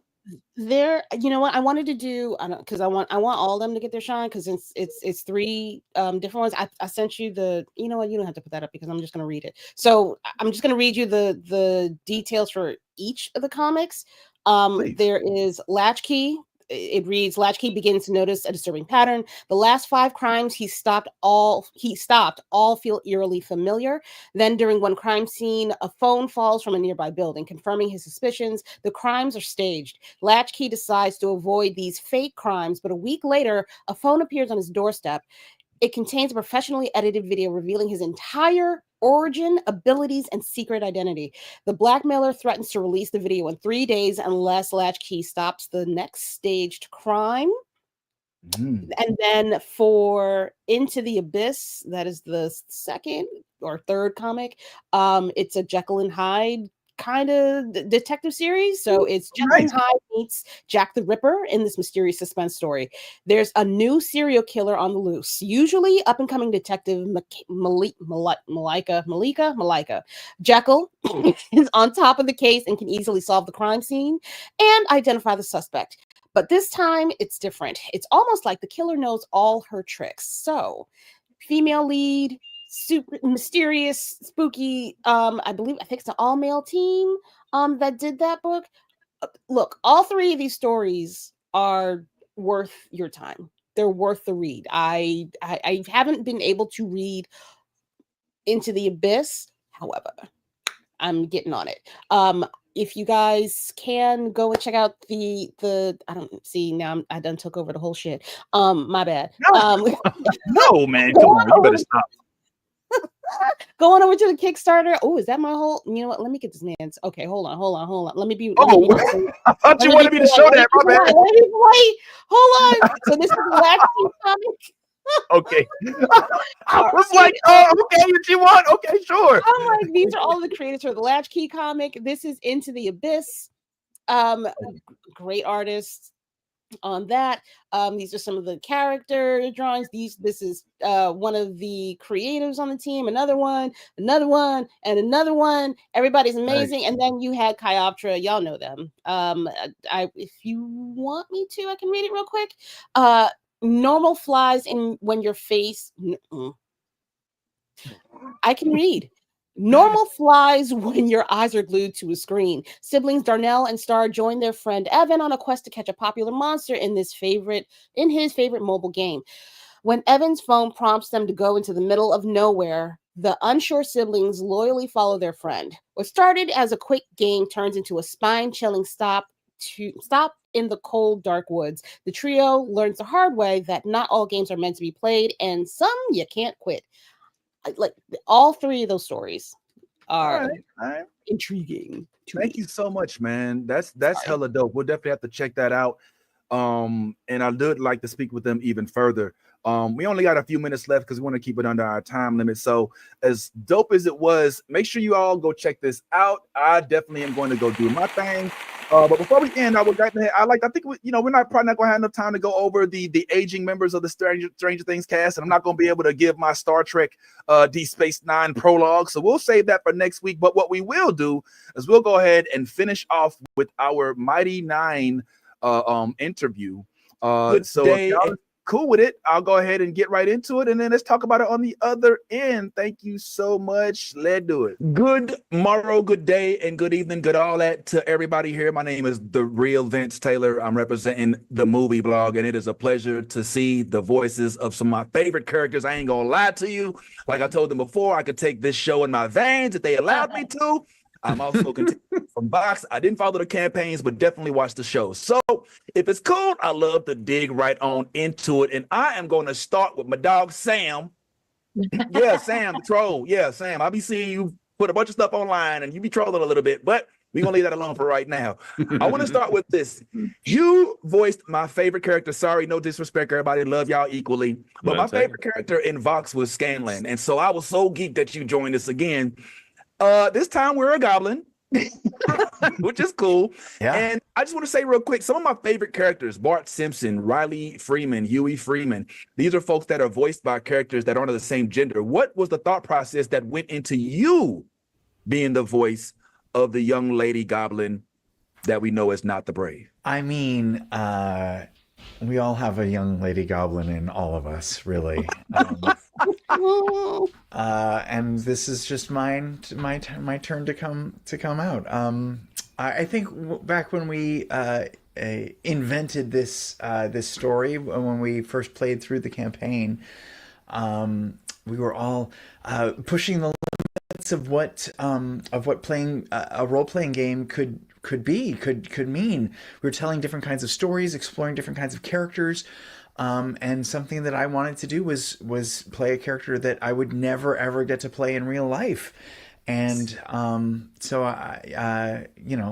a goblin, a female goblin, is someone that I would never get to cast in reality, and that is the joy and amazing opportunity of doing things in the tabletop space, but also doing things in the animated space. You get to play characters that you get to voice characters that you would never get a chance to in a real movie or TV show. And so I'm very lucky that I got to do it originally, and very lucky that I got to keep doing the voice of Not the Brave in the animated series. We do a little bit of help with my voice to make it a little bit higher, a little bit more feminine digitally. And I think it comes across as wonderfully weird and strange. Yes. And just for the record, I love it. I love it. If there's any doubt as to what I thought about it, I love the character. It was seamless, my friend. So kudos to you. Can't wait for more. If I could, because I have more for you, but I want to journey on to Miss Johnson, if I may. And Miss Johnson, my question for you is a little different, all right? Because I'm a little curious. This campaign has been going on for a while, right? And I'm just curious as to when you started to delve into the D&D space? You know, what was your introduction to it? Did you experience any, say, growing pains in this whole ordeal when we're trying to figure out how to navigate amongst the bard and whatnot? And what was that experience like for you? I mean, this is exciting, right? Yes, of course. I mean, my first jump into D&D was with this group, you know, however many years ago that was, 13 years ago? 13 years ago, yeah. Yeah. And just sitting in Matt and Maricia's living room or Travis and Laura's living room and playing D&D. I mean, I'd heard about it, of course, but sitting at the table as an adult in my 30s playing it for the first time was everything. I mean, it's some of the best nights of my life were some of those home games that we had still to this day. And the fact that we're still getting to play together and still telling stories together is one of the absolute highlights of my life. Very brief follow-up. Ashley, I ain't gonna lie, you strike me as one of the cool kids. Okay. I Was do? it weird? That's her. You nailed her. You nailed her. You nailed it. I am one of the cool kids. Always have been. And Absolutely. Yeah, man. You're at the cool table. Of course. So, like, when you were brought into this world, like, what were there any apprehensions? Were you like, ew, like D&D, like who, or was it like? I'm just curious, like, because it was interesting for me, and I'm just curious for you because you do have a history in acting. So you already have, you know, a souped-up waiter of ways that things should go. So just curious. Yeah, I think the only ideas I had about it, my brother played when I was a kid, and he would play in his room with his friends, and I would listen at the door. And I would sometimes try to sneak in and they'd be like, hey, girl, get out. So I think a lot of what I thought D&D was something that women don't play. So I think maybe that's what kept me away from it. But certainly not any ideas of like, oh, that's dorky or that's nerdy. I didn't know enough about it. I mean, probably if I did, I would have been like, yeah, this is really dorky and nerdy. Because it is, but that's where the fun is. Of course. Yeah, but I finally found my inner child. Finally found the group of people that I can have as my fun family. Spoken like a true cool kid, I swear. And if I could say, like Yasha, if I could say, scares, forgive my language, the living fuck out of me when I'm watching the show. She's like Omar from The Wire. Like she's like the ghost of Christmas past. You know what I'm saying? Like when you see them vultures, you're like, uh-oh. So I'll leave it there. I did see all of them. I was supposed to say that in advance, so my apologies. But yes, I'm a spoiler, so I cannot wait to see what else we get to see following this series. A crazy spoiler. Yeah, a crazy spoiler is she starts whistling Farmer in the Dell pretty soon later in the season. So, but it's haunting. But it's like the haunting version, you know? Okay, I love it. Let me move along to Matthew real quick, Mr. Essex, if you don't mind, kind sir. Now, correct me if I'm wrong. I thought y'all were supposed to be friends, like everybody on this, like in this campaign. All right, but for some reason, somehow you end up, I do have spoilers, killing your mom, killing your best friend. What did you do to upset the people? Okay, am I talking too much? Yo, listen, let me tell you something, bro. Like you are when I tell you courageous, I don't ever listen. I did an interview, and when I did the interview, the director himself, I mean, the showrunner himself basically was like, here, if you want to know this, and he starts dropping. I'm like, oh God, I looked at him like it was you. I was like, man, if you don't stop right now, like we are here on behalf of stars, and you're doing it. In terms like, yo, you're not understanding this. So the fact that you went in there being Vince Taylor 100%, you could not help yourself. That's why giving you screeners is never a good idea, because you are going to spoil some shit. Like, you my best friend. You my best friend. You my best friend in the world. Likewise. Bro. But I know I know not to do crimes with you, cause like Yo, hey, like, don't play like that. Don't make me talk. don't make me talk. Look at you. Don't You know what I'm saying? Yeah, you're right. Yeah, you're right. I'm already spoiled. Yeah, see, I'm ready to tell right now.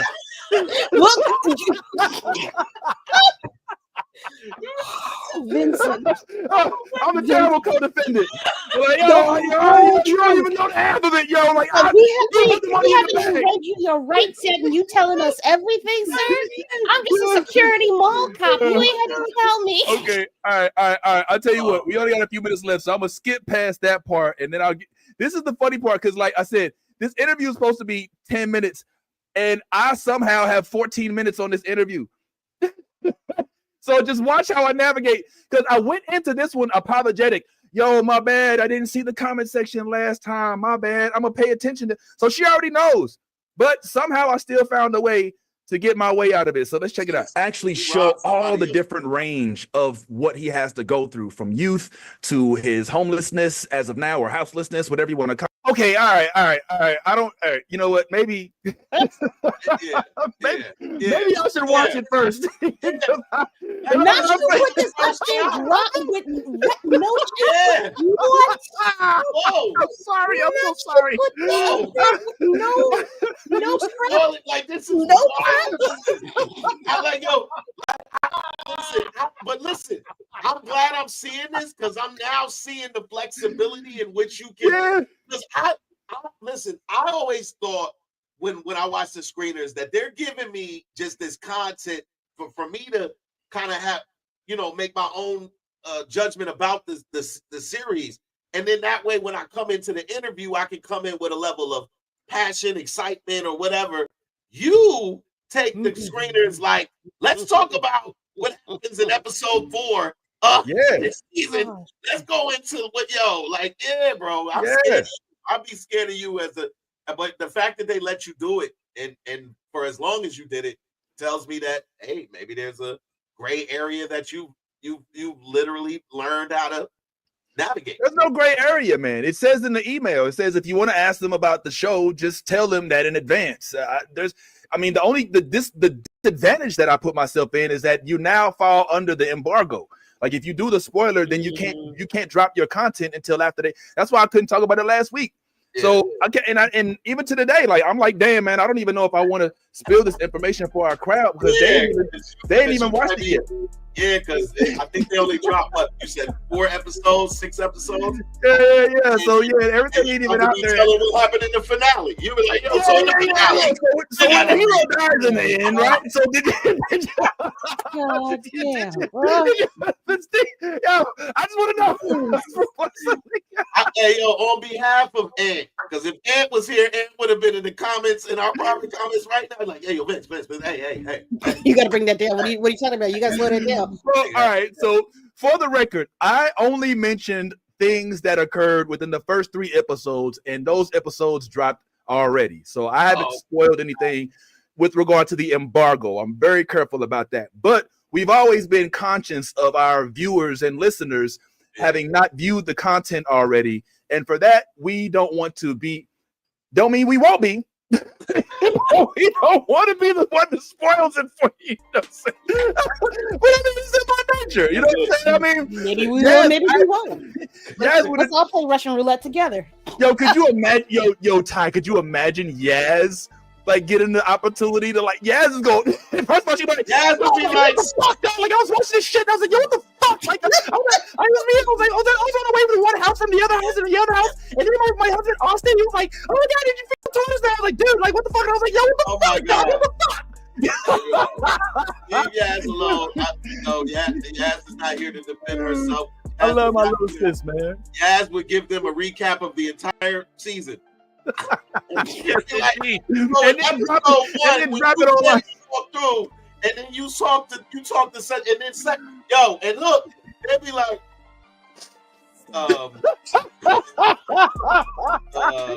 it's okay. I take acting classes. It's okay. I can. It's okay. I can spoil it. I was in acting class until like 2 o'clock in the morning. Yeah, you know we love you, old girl. Well, listen, I tell y'all what, we got. All right, just a real quick, just an update. I'm trying to keep the show under 2 hours because it's easier to edit that way. That way we can put more content on YouTube. We have more watchable hours and continue to be monetized. Hey, because that's nice, right? And also, frankly, 3 hours is a long time. Y'all be staying that long. I watch the numbers. They start dropping off a little bit after 2. But what we will do is that we will, because oftentimes we get off the show and we sit here and talk again for like 2-3 more hours. We'll record that and we'll post that on Sunday, the parts that we can share, because everything ain't public. All right. So on behalf of myself, the homie Kira, and once again, Kira, thanks so much for introducing us to the Midnight Comic folks. The homie Ty for pulling up as well. I'm gonna go ahead and end this thing real quick because we really literally legit ain't got no time left. So as we always say, be your authentic self, because if you ain't being yourself, guess what? You're being fake, and it ain't not nan honor in that. And don't spoil stuff for people if you can avoid it. You know, even if it's the stars of the show. Thank each and every last one of y'all. We won't see y'all again. Well, pull up tomorrow. All right, we'll have some pre-recorded content for you. Same bat time, just different day, same channel. Oh, I like that idea, Metatron. After hours. We'll talk about that. But for now, just pull up tomorrow. You'll see whatever it is we about to talk about for the next couple hours. Tomorrow, we'll post it at 10 a.m. So be there as well. But as I always say, like I said, be your authentic self. If you be yourself, you being fake. And all things you a geek, go ahead. Let that geek flag fly. Deuce, from coming soon. Listen up. New Blerd. Oh, hold on. Can I do that again? Hey, check out New Blerd Order. They're a whole vibe. It's the newest thing on the. Sorry, let me try that again. I'm so sorry. Hey, shout out to New Blerd Order. They're a whole vibe. The funniest people, the friendliest people, and also the nerdiest people you ever see. And the black. Check them out.